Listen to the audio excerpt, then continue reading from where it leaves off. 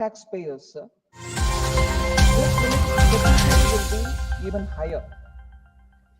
At 12.75 lakhs, which is inclusive of the 75,000 rupees standard deduction, and the marginal relief that is going to be applied for the taxpayers reduces the tax burden on the marginal rise in the income beyond the limit. So I will elaborate this point in response to some of the members who have asked specific question about what happens for those who are crossing 12 lakhs per annum income. I'm also glad to say that through this finance bill, we have brought in the new income tax bill, meaning I have not presented it as part of the finance bill. The introduction of the new finance bill during the budget session this time, which of course is rightly gone into a select committee's review, post which we will take it up in hopefully in the monsoon session, aims to. Yes, I thought I said that.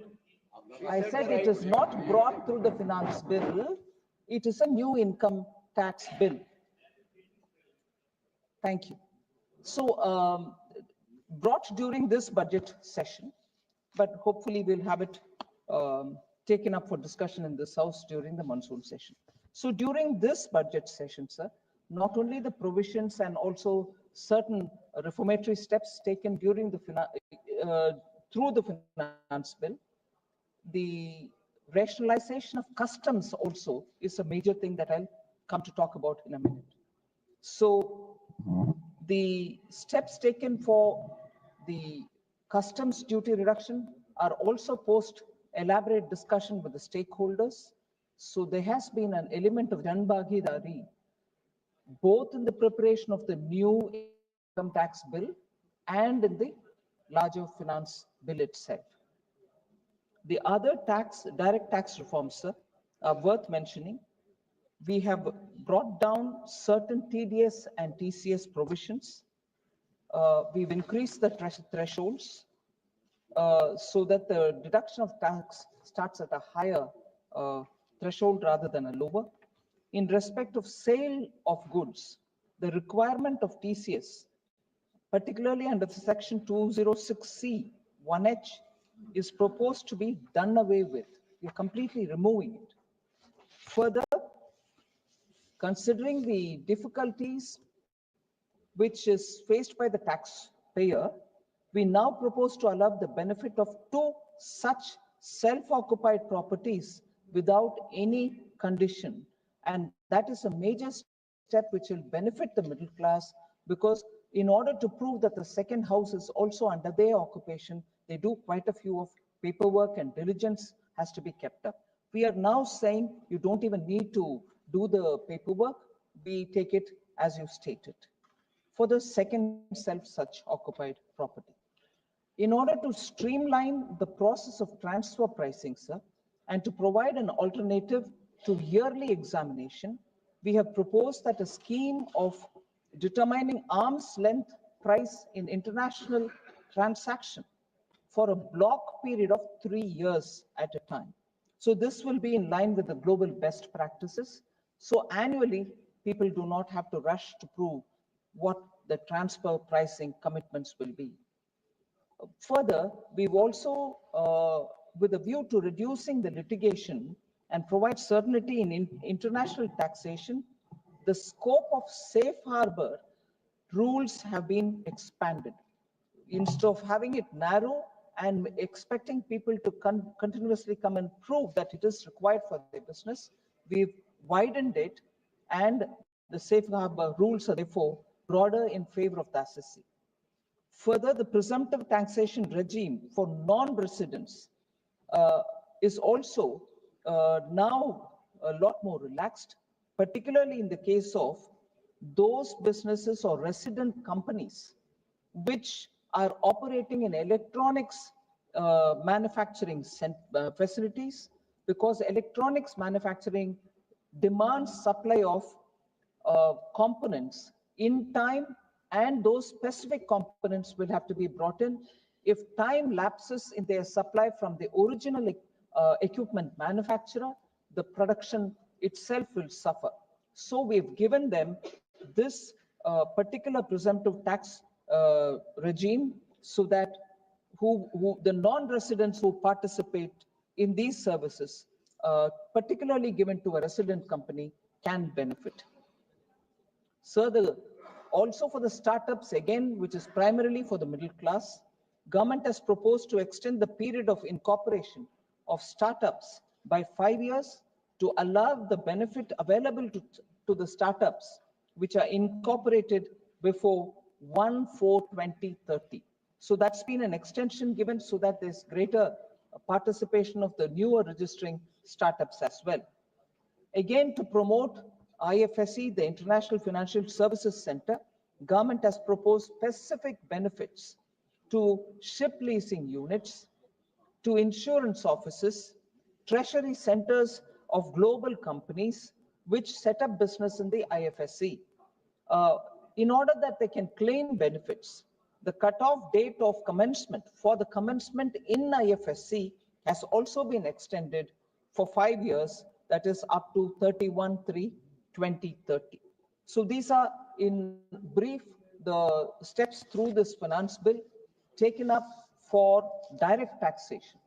Now, if I were to briefly look at the indirect tax, as I said earlier, the customs rationalization, tariff rationalization, which was an exercise that we began 2 years ago. Every year, some or the other rationalization related steps have been announced in the budget. Now, this budget, this finance bill in 2025 relating to the customs aims to rationalize tariff structure and to address duty inversion.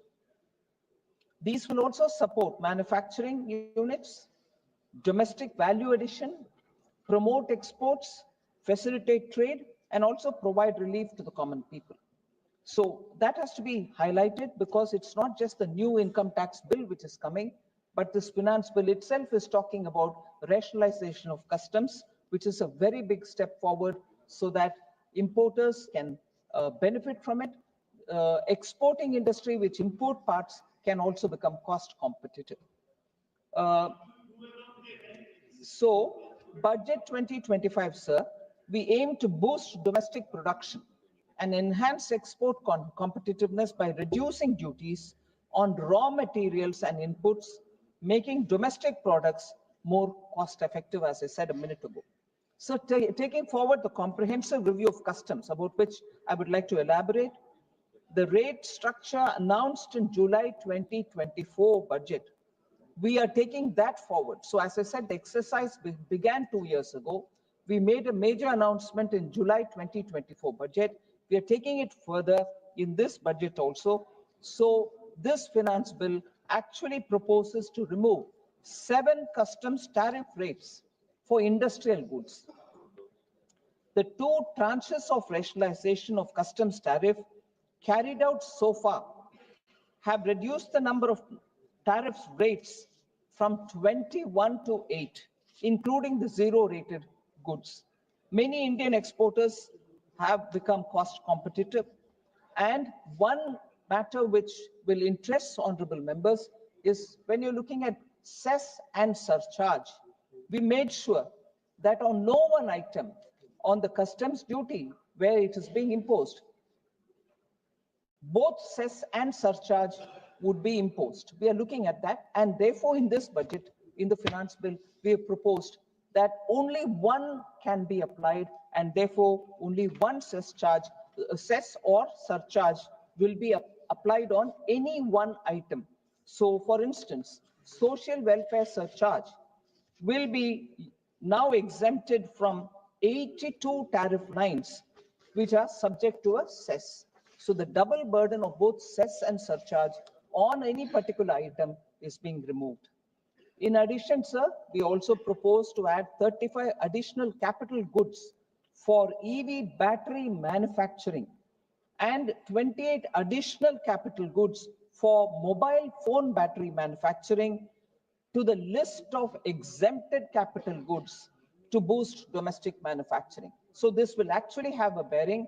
So EV battery manufacturing will be a lot more cost competitive because 13 additional capital goods are being exempted. So 28 additional capital goods for the mobile phone battery manufacturing are also being exempted. Sir, we also propose in this finance bill to fully exempt basic customs duty on cobalt powder, waste, the scrap of lithium ion battery, lead, zinc, and 12 more critical minerals. So this is in addition to the 25 critical minerals which were fully exempted from the basic custom duty in the July 2024 budget. So we have not wasted time. After that, we've rapidly also brought in more goods, particularly critical minerals, into this exemption. So the Customs Act as 1962 does not provide, as it prevails now, does not provide any time limit to finalize provisional assessments leading to uncertainty and cost to trade. So as a measure of promoting ease of doing business, in this finance bill, government has proposed to fix a time limit of 2 years, extendable by a year, for finalizing the provisional assessment. That will itself bring in a lot of clarity for those importers and exporters. Sir, we also propose to extend the time limit for end use of imported inputs in the relevant rules from 6 months to 1 year.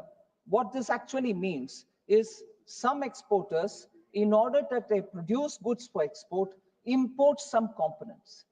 The customs duty is not paid because they're bringing it for the production of goods which have to be exported, because we don't export taxes.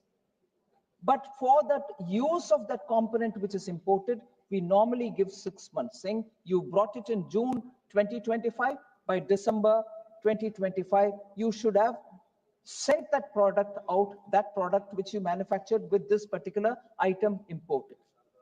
Many exporters found it difficult. The 6 months period is not sufficient. So for them, we have extended that time period to 1 year. So this is more an export friendly measure that we have taken.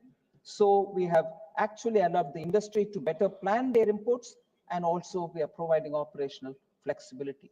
So these are as about the finance bill as it was presented to the House. We are, of course, coming up with some government amendments. The amendments which are being brought, 4 of them I'd like to highlight. The simplified safe harbor regime in Section 9A for investment funds managed by fund managers in India. Normally, these fund managers are expected to verify that no one exceeds the 5% limit in terms of direct investment or indirect investments.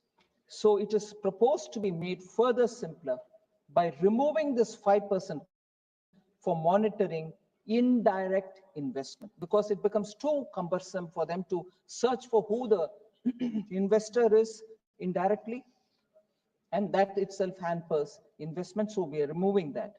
Clarificatory amendments in the provisions for IFSC's provisions and presumptive taxation for service providers for electronic manufacturing units is also being brought in as government amendment. And the third one, for clarity and consistency, a government amendment is coming in for small changes in the block assessment provisions. And then the 6% equalization levy, which was being proposed, which was in effect for advertisement and other things, is being proposed to be removed, so that we can address the uncertainty in the international economic conditions. So largely, these are the major. Yes, I'll answer. These are my opening statements. I'll come to answering each one of the members' points. I will come to answer. So these are the finance bill related. So then I now come to addressing individual members who have raised issues or sought clarification. So I'll go one by one. By the issue, 2 or 3 members could have spoken on each of the issue. I'll go by the issues. So on the income tax, as I said, members have shown a concern for incremental increase over 12 lakhs. What if I think this was a member, Sri Neeraj Maurya, who had raised this question about if income is 12.10 or 12.20 lakhs, tax will have to be paid. So ensure taxes are graded from 12 lakh rupees is what the suggestion came from Sri Neeraj Maurya. So I want to say that even while I read the budget speech, we made it very clear that marginal relief is being granted. Under the provision of Section 87A, it has been ensured that the tax payable by a person having income marginally above 12 lakhs is required to pay only the marginal amount of tax equal to the amount of income above 12 lakh, so that his carry home is also 12 lakh of rupees. So he may earn incrementally more, but he'll still take back to his home 12 lakhs, and that increment on the incremental amount, the calculation is also very well explained. For instance, with an income of 12.10 lakh, rupees 10,000 is what he earns over the 12 lakh that he already earns. So for that 10,000 rupees, it will be paid as income tax only. Tax without marginal relief on that person earning 12.10 lakh would have been 61,500. So we have given the marginal relief where he, for the 10,000 rupees, he earns more than the 12 lakh. The 12 lakh is exempt from tax, but the 10,000 will have to be paid as tax. He would have ended up paying 61,500, whereas because of the marginal scheme that we've added into this scheme of income tax, he ends up paying only 10,000 rupees. So, and when income of rupees 12.20, only 20,000 will be paid, and he will still take the 12 lakh. Otherwise, the marginal relief, if not given, he would end up paying 63,500 rupees. So the marginal relief has been brought in for the incremental increase in pay. Sir, personal income tax has been reduced by way of rebate. This can be altered in the coming years. It may be done away with in the future years if income tax collection is lower. Was one of the questions asked by an honorable member here. Sir, I can only say, if you look at the track record, even during COVID, we did not raise tax. So where we have come up with a rebate in order to benefit the middle class, an element of suspicion is being brought in, saying, what if tomorrow you... I'm sorry, sir. Sorry? Sorry?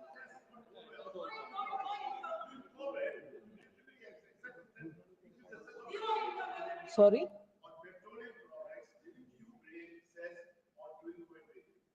On petroleum products? Excuse me, sir. I will answer what I've heard till now, but if members want to ask these questions, I will also point out to them. Citizens are our citizens. I have not raised any rates on any item, nor did I increase income tax. But if fuel is being brought to discussion, and that too by honorable member from Tamil Nadu, I will say their manifesto promised. They have not fulfilled their promise, and he is asking me question. Amazing. So, sir, N.K. Premchandran ji has said collections in personal income tax have shown considerable buoyancy in the last few years. His question was, how are you showing income tax collection growth while giving 1 lakh crore revenue foregone?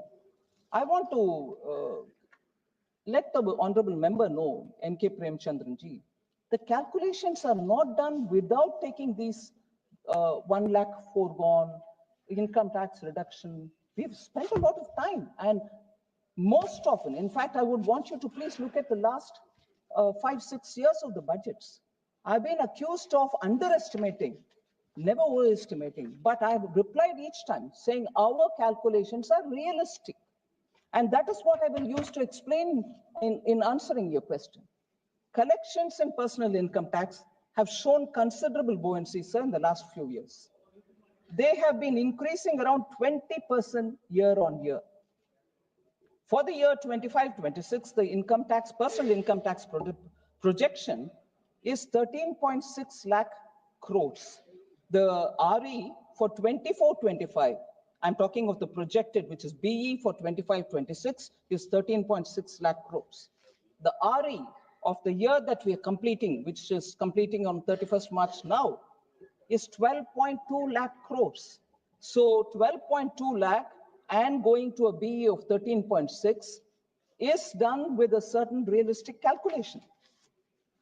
The projection, sir, of growth for 25-26 is around 13.14%. The effective dip of around 7% in personal income tax growth is on account of the factoring in of the revenue foregone, which is 1 lakh. So the dip is already shown for the 1 lakh crore which is being foregone. So the calculation is after showing the dip. And that is why it is a realistic number. So the projected collections for income tax for 25-26 are based on sound data. Sir, income tax receipts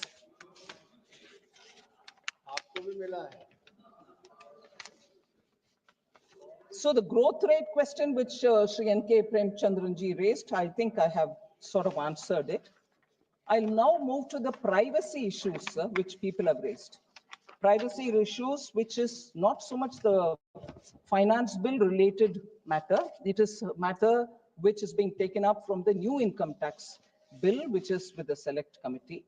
But I want to assure the honorable member that a provision, particularly to look at the data, exists in the current environment, particularly in certain cases of search and seizure authorized by the competent authority, where access code is not available and the person concerned is not cooperating with the proceedings, the authorized officer may gain access to such computer system, exists even now. Now it is now being specifically brought in and mentioned in the new bill because what is mentioned in the 1961 Income Tax Act is books of account physically kept, and then the ledgers, and every manual record which will show about your income, your expenditure, your monies and all that is specifically mentioned. And since the 1961 Act does not mention the digital, most often it becomes contentious. People go to the court or question, all right, I've shown you my ledger, but why do you want my passcode so you will see my digital? Becomes an issue. So in order that what prevails now with a gap, that gap is getting filled up in the new income tax, which is before the bill, which is before the select committee. So in this, I will take a minute to explain as to why that digital thing will have to be brought in. Sir, encrypted messages and mobile phones, unaccounted money to the extent of 250 crores have been detected when the encryption has been decoded. One. Second, evidences which have been seized from WhatsApp messages, particularly crypto assets worth more than 90 crores, and the network of people involved in it have all come out of WhatsApp messages. Now, if the law does not give you the legal backing, in spite of the fact and evidence being in your face, you will have to go stand in the court to say, yes, but the law doesn't provide, but the evidence is here, the money is being misused, it is unaccounted money. It becomes tedious. And therefore, the digital element has to be brought in. I'll bring in one more example, sir. WhatsApp communications and incriminating materials found from such conversations helped to unearth the syndicate and identify the end beneficiaries of bogus bills worth 200 crores. So do I go to the court again saying, but the law doesn't allow me to look at WhatsApp messages? So we need to bring in. There's also another example, sir. Capital gains of 150 crore on sale of land was reduced to 2 crores by creating false documents of land cost of acquisition, and also using all payments in banks statements as claims of investments and improved expenditure. So the WhatsApp group of key persons include many professionals also, unfortunately.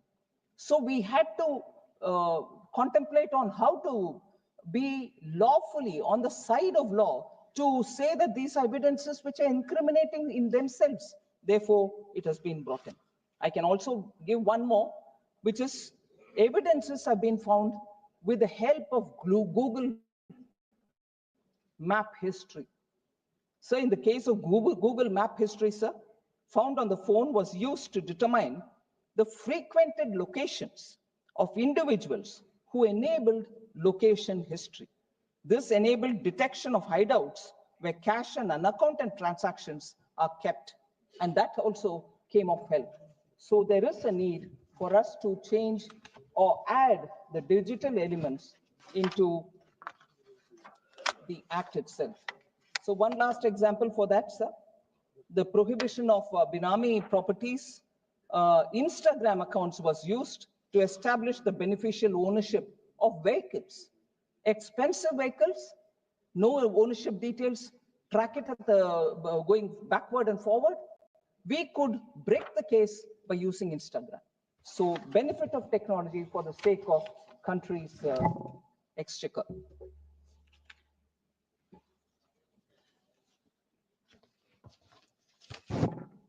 So then questions about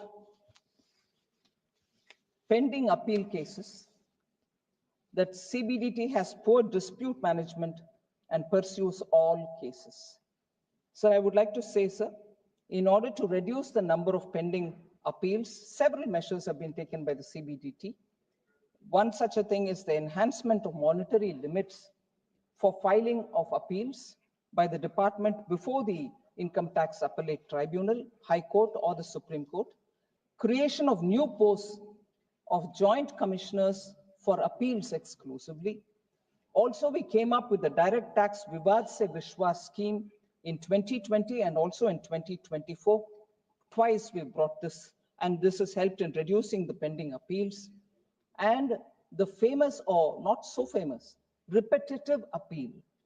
A new section 158AB is inserted so as to provide that if a question of law in the case of an assessee is identical to a question of law pending in appeal before the jurisdictional High Court or the Supreme Court, or in any case, the filing of further appeal to the appellate tribunal or the jurisdictional High Court in the case of assessee shall be deferred till such a question of law is decided by that relevant court. So that's been a major step in holding the department back, the CBDT back, from going into a case which is already, a similar such case is already in a court. We don't want to pursue it. We'll wait for the final verdict to come from there. So also there was this question by Mohammed Bashir ji, dispute resolution mechanism of department is very poor.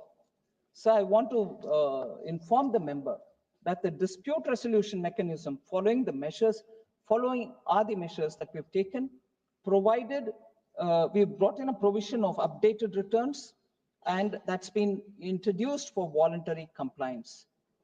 Sir, I'm sure the honorable members will be aware that we had already enabled updated additional updated returns so that assessees can correct the not declared income when they want to modify their assessments. For within the first year, if you modify and come up, we only say pay 25% additional. And if the second year they come up, we say pay 50%. And these two, first year and second year modified amendments provisions have actually been well received by the assessees. So we are encouraged to bring in the third year and the fourth year modified assessment provision for the benefit of the tax assessees, that when they came in the first year, they paid only 25%, second year they paid only 50%, third year they will be now given the option to choose, and they can just pay 60% and close the whole business, or the fourth year, if they want to modify, they pay 70%, and that is where the story would end.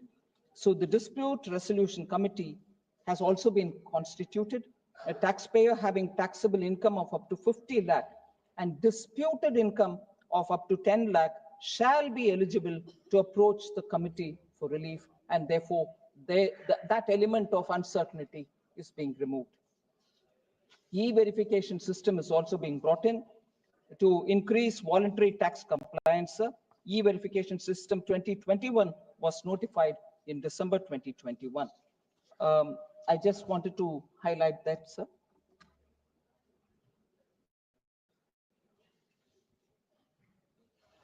We carried out a nudge campaign, sir. I'd like to inform the honorable members about it. This is in relation to assets and monies kept abroad. I'm sure the honorable members, many of them would recall that in 2018, my eminent predecessor, Sri Arun Jaitley, had made an announcement in the House that there is an agreement globally now to share information. India will be receiving a bulk of information of Indian accounts being held outside, and every year we shall use that, and where prosecution has to be, or where cases will have to be filed in the court, because not everybody's name and account number which comes in are of people who are holding tax evaded money. They can be genuine accounts also, because the stock that they send, the bulk, the data dump that they give us has everybody's account in it. So using that, we have really been nudging taxpayers, saying we've got this information about your property abroad, about your deposits abroad. Would you want to look at it and come back to us? That has actually helped us, and I'd like to highlight how. We nudge the taxpayers to voluntarily disclose their foreign income and assets. SMSs and emails were sent to around 19,501 select taxpayers, asking them to review their income tax returns filed for the year 24-25 based on the information available on the income tax about their foreign deposits. The result of that campaign, I'm happy to share with the honorable members, out of 19,501 taxpayers, a total of 11,162 taxpayers revised their returns and filled scheduled foreign assets form and declared an total assets of 11,259.29 crores, disclosing foreign income of also 154.42 crores. So the nudge campaign about properties abroad which have never been disclosed have been, because of the campaign, successfully at the ease of the tax assessee been declared, and also the monies due have been paid. In addition to this above, 883 taxpayers reviewed their IT returns and corrected their status from resident to non-resident. Even that correction happened because we were able to give them the facts and ask them to either accept or give us a reply about it. So in their revised return for the year 24-25, they have said, no, they are not residents, but they should actually be treated as non-residents. So due to this outreach, there was a ripple effect, sir. This resulted in an addition of 13,516 taxpayers declaring foreign assets worth 7,564 crores and foreign income of 353 crores, or approximately, that is, in their revised return for 24-25.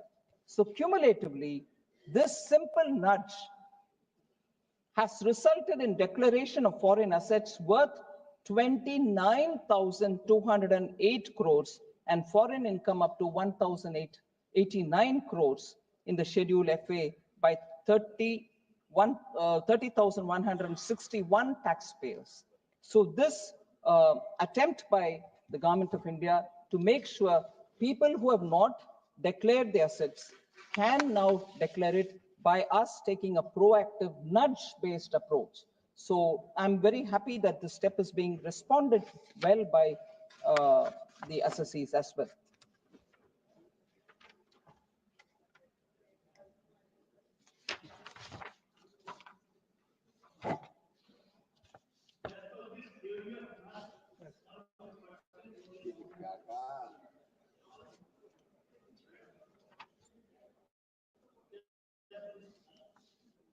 Sir, I've already probably said enough on the TDS, but I just want to say one line.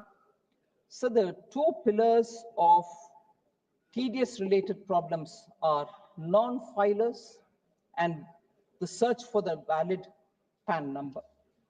So this finance bill, we have proposed to omit the section 206AB and section 206 CCA, under which higher rates of TDS and TCS were levied in cases where the deductee or collectee were non-filers.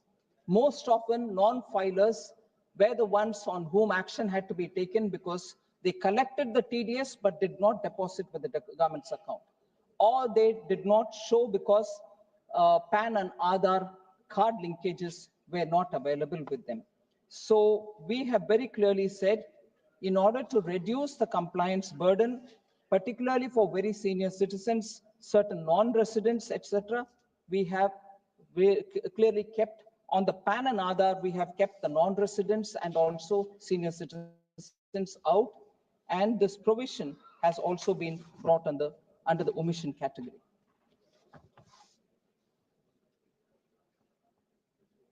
So there was this question by several members, Vishal Dada Patil, Sri Vishnu Prasad, and also Sri Mohammad Bashir, as to why the two tax regimes should continue to run parallel. I just want to say, sir, it is a stated policy of the government to phase out exemptions, deductions, and other incentives, while at the same time gradually reduce the tax rates. And we have provided as an option rather than a forceful decision to say we are shutting down the open. We are not. We are running both in parallel so that people who benefit from the old regime can please continue to be so. I'm not drawing them to the new regime till such a time they either have exhausted all the exemptions or they choose to come here because of the rates. So that is why both the regimes continue. Sir, Sri N.K. Premchandran ji spoke about why did you have to reduce the corporate tax? It is only benefiting the large corporates. That's not true, sir. It benefits many companies which are medium-sized and middle as well. But has it benefited India? Yes, it has. According to the World Investment Report 2023, India was the third largest recipient of greenfield investment projects globally, with about 1,008 greenfield projects announced. Additionally, the number of international project finance deals in India rose by 64%, making India the second largest recipient of such deals. So investments come, they create more jobs, entrepreneurial opportunities are available for middle class. All this has been made available because of the corporate tax reduction. Sir, so I want to just highlight the fact that, on GST related issues, sir, several members spoke about issues related to GST. I just want to highlight, sir, that the allegation that the GST is not progressive is absolutely unfounded. It is not true at all. I would like to highlight how, sir. Wealthiest 20% of Indians contribute 41.4% household GST and 14% of the total GST. That is, wealthiest 20% of Indians contribute 41.4% of household GST and 14.2% of the total GST, while the bottom 50% contributes just 28% of household GST and 9.6 of the total GST. So this argument that it is not progressive is not right at all. The poorest 50% face an average effective GST rate of 7.3% only. Under the pre-GST regime, sir, the average indirect tax rate was around 15%, whereas as of March 2023, after the GST has been introduced, the average GST rate is just 12.2%. At the time of introduction, it was 15. In pre-GST, it was 15. Now it is only 12.2. Sir, I've repeatedly said several times that the taxes on ordinary people's daily use products are far lower. That have been brought down. I'm not going to take this August House's time by reading the list completely. I will probably put it on the table for any member to look at. NIPFP, a big research center, shows that the most consumer items face low or no GST taxes at all. Less than 3% of common consumption items attract the highest rate of 28%. So 28% tax is on only less than 3% of common man consumption items. Nearly 60% of consumption items face 5% or lower GST. So GST is exempted on several items, and I would like to broadly categorize them: unbranded food items, certain life-saving drugs, healthcare, education, public transport, sanitary napkins, hearing aid parts, agricultural services, etc. are completely exempt.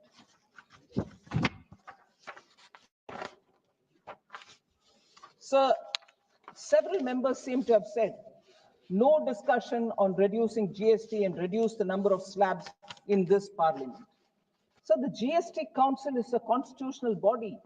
That's where the discussion happens. And subsequent to the decision taken by a group of ministers, and in that group of ministers, finance ministers of Bihar, UP, Rajasthan, West Bengal, Karnataka, and Kerala are all members of the committee. They are deciding on how to reduce GST and also reduce the number of slabs.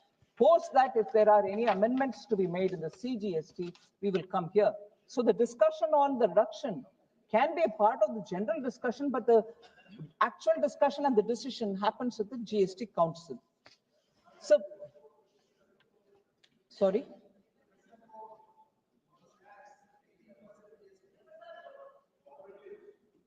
Yes. Yes. Yeah, HSN code is something which the council will have to work with the authorities who decide on the codes. So, 5% GST is imposed on muscular atrophy drugs, where the cost of the drug is 80 lakhs for 1 year. This was Srimati Sangeeta Roy from AITC. I just want to highlight, sir, that the IGST on import of drugs for rare diseases, including muscular dystrophy, has been fully exempted when imported by the patients for personal use. So there cannot be a GST on it. So I just want the member to please hear this. Once again, I'll repeat that the import of drugs, the IGST on such imports for rare diseases, including muscular dystrophy, has been completely exempted for patients for their personal use.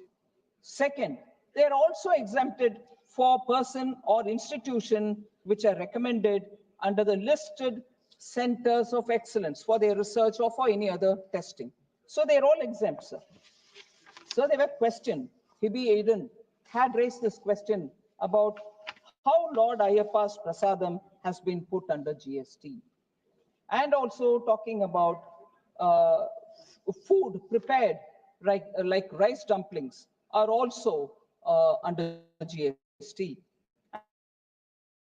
I just want to say, and I just want to sum by religious places, like temples, mosques, churches, gurudwaras, dargahs, are completely exempt from GST. I want the honorable members to kindly take note of this. They're completely exempt from GST. Sir, as regards reducing the rates on items in which the tax is being levied, as I said, there is a GOM which is looking into it, particularly for the food sector related queries. The GOM will take a call.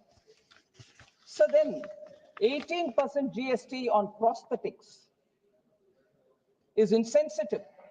Reduced GST on prosthetics and life-saving equipment was observed by one of the members. I just want to say, sir, from 2017 to 2022, like as it was before, the prosthetics attracted 12% GST till 22. Then in the 47th GST Council held in June 2022, the GST rate was reduced to 5%. Life-saving medical equipments, most medical devices such as X-ray apparatus, alpha, beta, gamma radiations for medical surgery or veterinary purposes attract concessional GST rate of 12%. Artificial parts of the body attract 5% only as GST. So I just want to be clear that GST is not levied on certain critical life-saving equipments.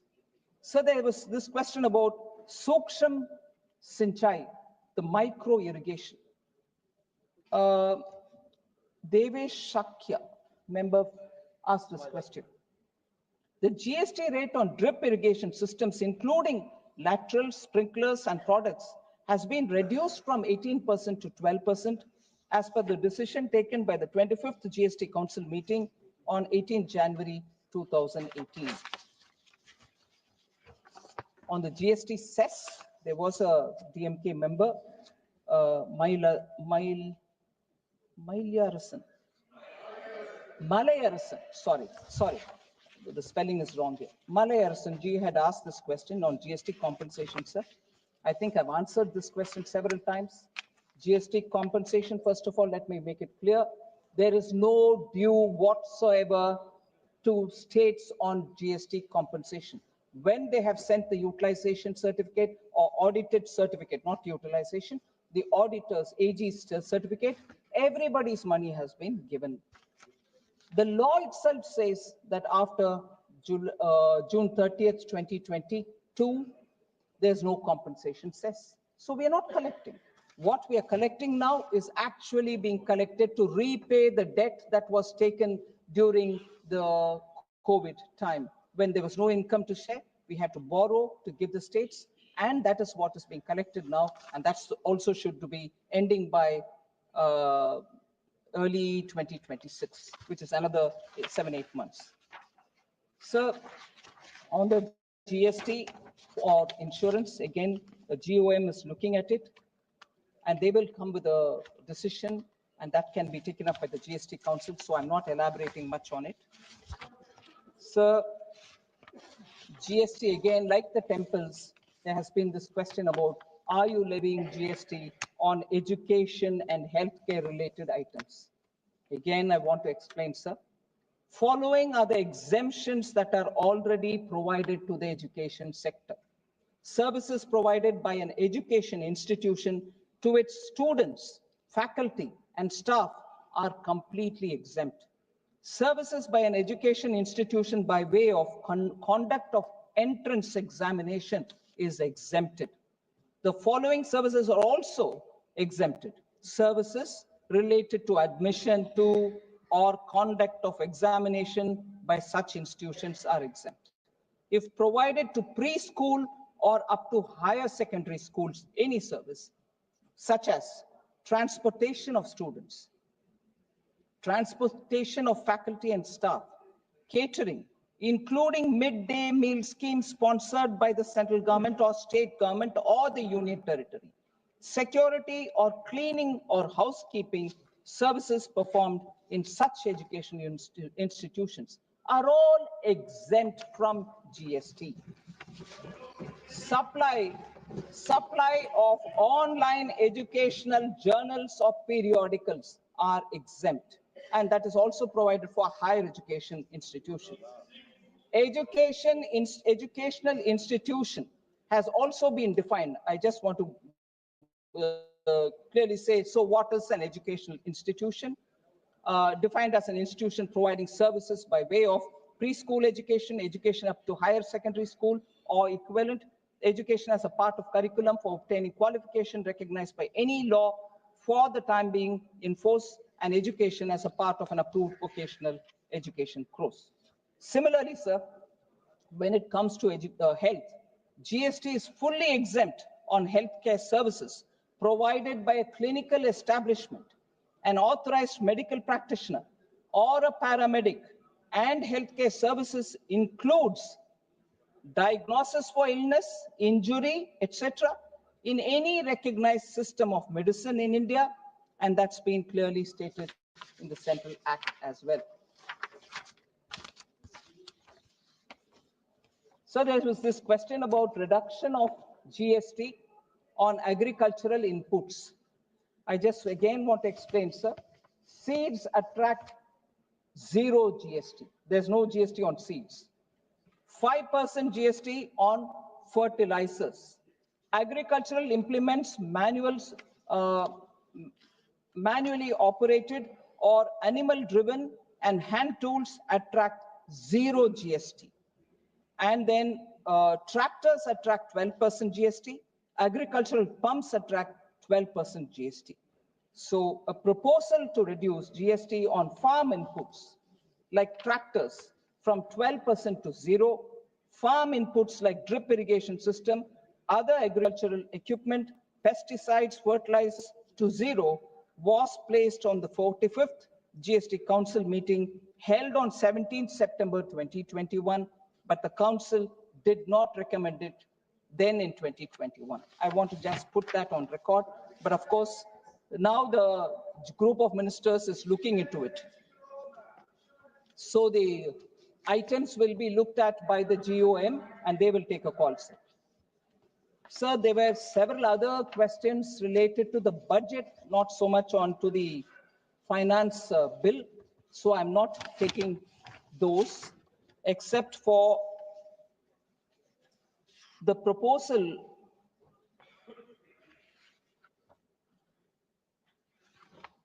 So there were just one thing on which, although it doesn't relate to the finance bill, I will seek your indulgence. I'd like to answer this. Issue raised by Sri Neeraj Maurya about benefits to the vulnerable sections, SCs, STs, OBCs in the government initiatives. I will have to list them out, sir. Please give me that few minutes.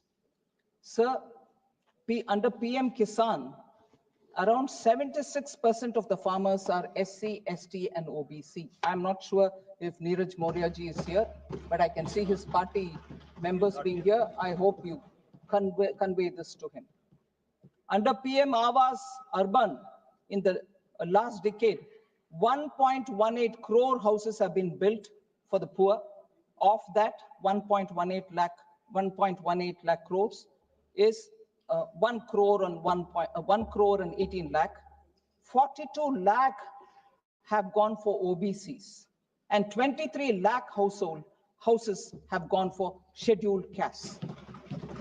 60% of the houses under the PM Awas Yojana Gramin have been given to SC STs. 33% of the loans under PM Mudra Yojana have gone to SC ST OBC led enterprises. 70% of the beneficiaries under PM Swanidhi are SC ST OBCs. Stand Up India schemes, sir, which are helping the SC and ST entrepreneurs, 7,000 crores have been disbursed as loans for SC STs. 65% of the loans under PM formalization of micro food processing enterprises is gone for SC STs. And October 24, Honorable PM launched the Dharti Aba Janjatiya Gram Utkarsh Abhiyan to address critical gaps in the social infrastructure, health, education, and livelihood development in 63,800 tribal villages. And then the Janjatiya Gaurav Divas in 2023, which was announced, PM Modi launched PM Jan Man for targeted support to 75 particularly vulnerable tribal groups for whom they are residing in 18 states and one union territory for safe housing, clean drinking water, education, health, road and telecom connectivity, electrification, and sustainable livelihoods. I seek your indulgence, sir. I would not go further explaining more. For those non-budget related questions which honorable members have raised,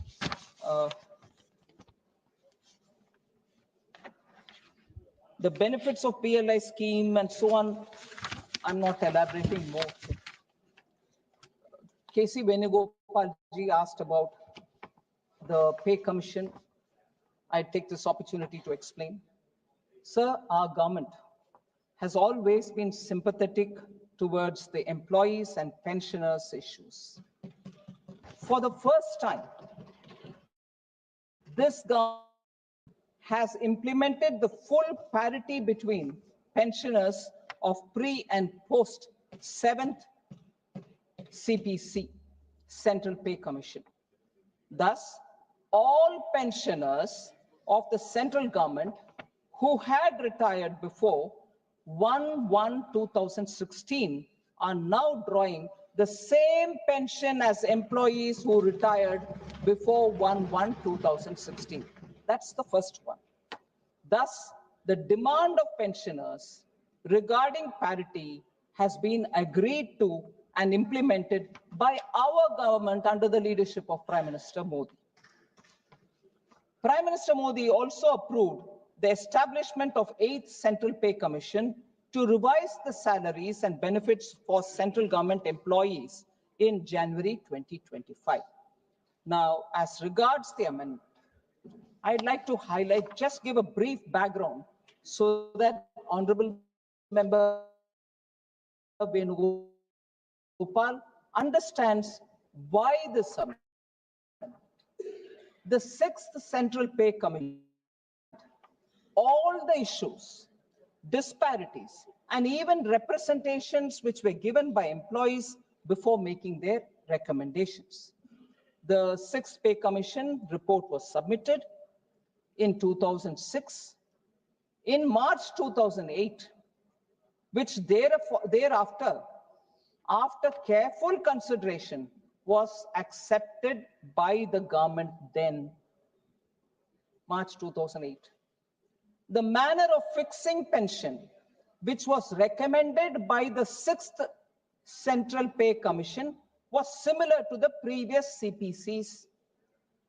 So it was accepted then by the government in March 2008.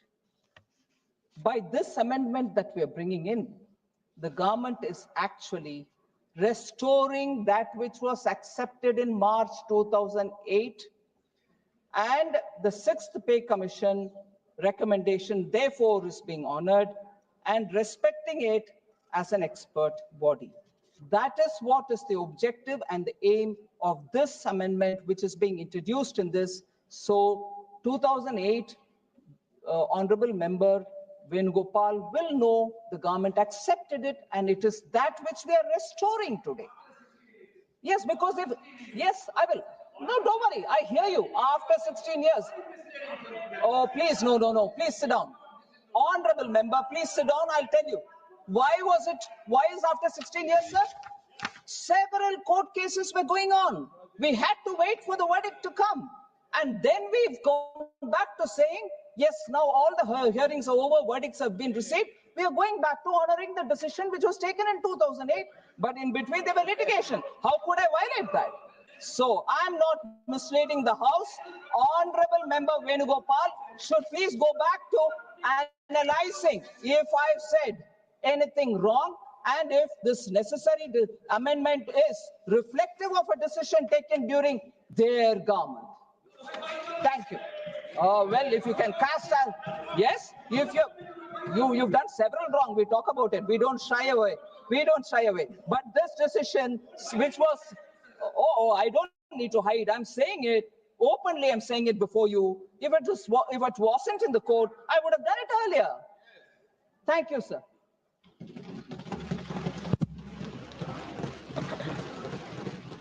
प्रश्न ये कि विधेयक पर विचार किया जाए।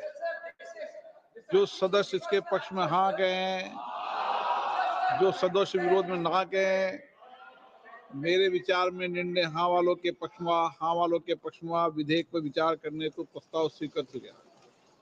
अब सभा विधेयक पर खंडवार विचार करेगी। श्री डीन कुरियाकोस संशोधन संख्या 1 से 4।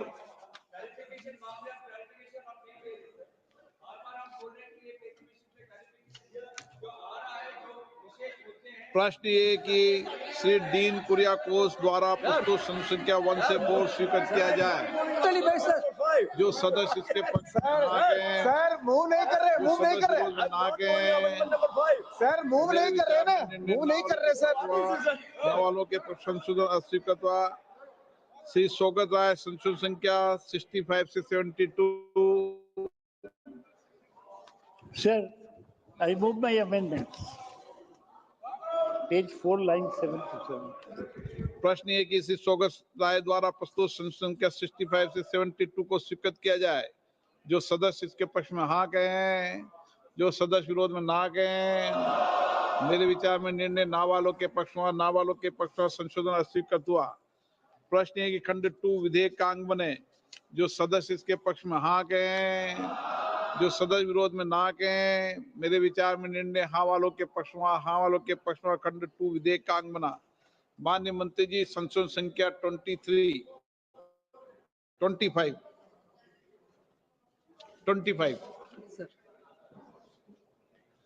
Sir, I move the 1 minute, sir.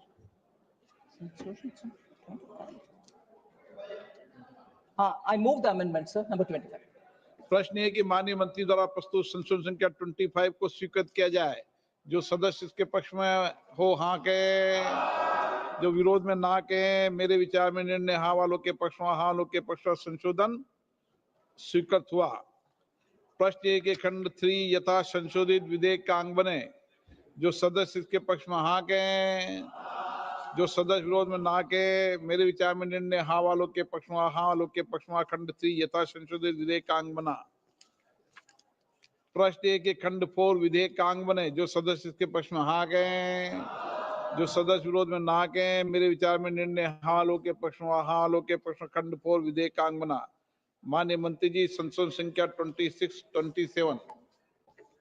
So I move the amendment number 26 and 27. प्रश्न है कि माननीय मंत्री द्वारा प्रस्तुत संशोधन संख्या 26 और 27 को स्वीकृत किया जाए। जो सदस्य इसके पक्ष में हाँ कहें, जो सदस्य विरोध में ना कहें, मेरे विचार में निर्णय हाँ वालों के पक्ष में, हाँ वालों के पक्ष में संशोधन स्वीकृत हुआ। प्रश्न है कि खंड 5 यथा संशोधित विधेयक का अंग बने। जो सदस्य इसके पक्ष में हाँ कहें, जो सदस्य विरोध में ना कहें, मेरे विचार निर्णय हाँ वालों के पक्ष में, हाँ के यथा संशोधित विधेयक का अंग बना। माननीय मंत्री जी, संशोधन संख्या 28 से 33। 33. So I move the amendment number 28, 31, 32 and 33. 33 को स्वीकृत किया जाए। 28 से 33 को स्वीकृत किया जाए। जो सदस्य इसके पक्ष में हाँ कहें, जो सदस्य विरोध में ना कहें, मेरे विचार में निर्णय हाँ वालों के पक्ष में, हाँ वालों के पक्ष संशोधन स्वीकृत हुआ। प्रश्न है खंड 6 यथा संशोधित विधेयक का अंग बने। जो सदस्य इसके पक्ष में हाँ कहें, जो सदस्य विरोध में ना कहें, मेरे विचार में निर्णय हाँ वालों के पक्ष में, हाँ वालों के पक्ष खंड 6 यथा संशोधित विधेयक का अंग बना। प्रश्न है कि खंड 7 विधेयक का अंग बने। जो सदस्य इसके पक्ष में हाँ कहें, जो सदस्य विरोध में ना कहें, मेरे विचार में निर्णय हाँ वालों के पक्ष में, हाँ वालों के पक्ष खंड 7 विधेयक का अंग बना। श्री शौकत राय जी, संशोधन संख्या 73।